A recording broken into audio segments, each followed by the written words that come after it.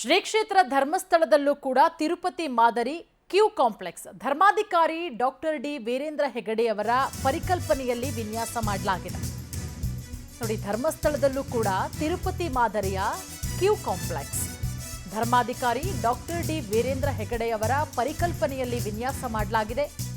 Q complex ಅನ್ನು ಉದ್ಘಾಟಿಸಿದ್ದಾರೆ ಉಪರಾಷ್ಟ್ರಪತಿ ಜಗದೀಪ್ ಧನ್ಕರ್. 12,000 ಆಸನ ಸಾಮರ್ಥ್ಯದ ಶ್ರೀ ಸಾನ್ನಿಧ್ಯ ಭವನ ಕ್ಯೂ ಕಾಂಪ್ಲೆಕ್ಸ್ ತಿರುಪತಿ ಮಾದರಿಯಲ್ಲಿ ಭಕ್ತರಿಗೆ ನಿಲ್ಲೋದಕ್ಕೆ ವ್ಯವಸ್ಥೆಯನ್ನ ಮಾಡಲಾಗಿದೆ. ದೇವರ ದರ್ಶನಕ್ಕೆ ಬರುವಂತಹ ಭಕ್ತಾದಿಗಳಿಗೆ ನಿರ್ಮಾಣವಾದಂತಹ ಭವನ. ಭಕ್ತರು ಇನ್ನು ಮುಂದೆ ಬಿಸಿಲಲ್ಲಿ ಸರತಿ ಸಾಲಲ್ಲಿ ನಿಲ್ಲುವಂತಹ ಅವಶ್ಯಕತೆ ಇಲ್ಲ.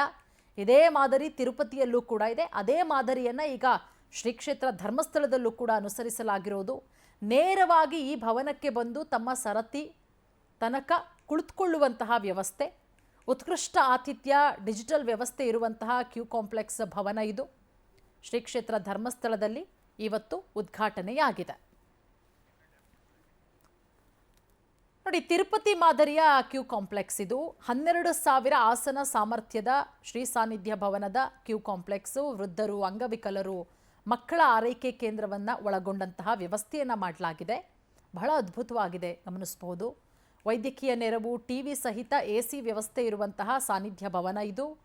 16 ಹಾಲ್ಗಳನ್ನು ಹೊಂದಿರುವಂತಹ ಶ್ರೀ ಸಾನ್ನಿಧ್ಯ ಭವನ. ಪ್ರತಿ ಹಾಲ್ನಲ್ಲೂ ಕೂಡ 600ರಿಂದ 650 ಭಕ್ತರು ಕುಳಿತುಕೊಳ್ಳುವಂತಹ ವ್ಯವಸ್ಥೆ. ಸುಮಾರು 2.75 ಲಕ್ಷ ಚದರ ಅಡಿ ವಿಸ್ತೀರ್ಣದ ಭವ್ಯವಾದಂತಹ ಶ್ರೀ ಸಾನ್ನಿಧ್ಯ ಭವನ ತಿರುಪತಿಯಲ್ಲಿದೆ, ಶಿರಡಿಯಲ್ಲೂ ಕೂಡ ಇದೆ. ಅದೇ ಮಾದರಿಯ ಭವನವನ್ನು ಈಗ ಶ್ರೀ ಕ್ಷೇತ್ರ ಧರ್ಮಸ್ಥಳದಲ್ಲಿ ನಿರ್ಮಾಣ ಮಾಡಲಿರೋದು.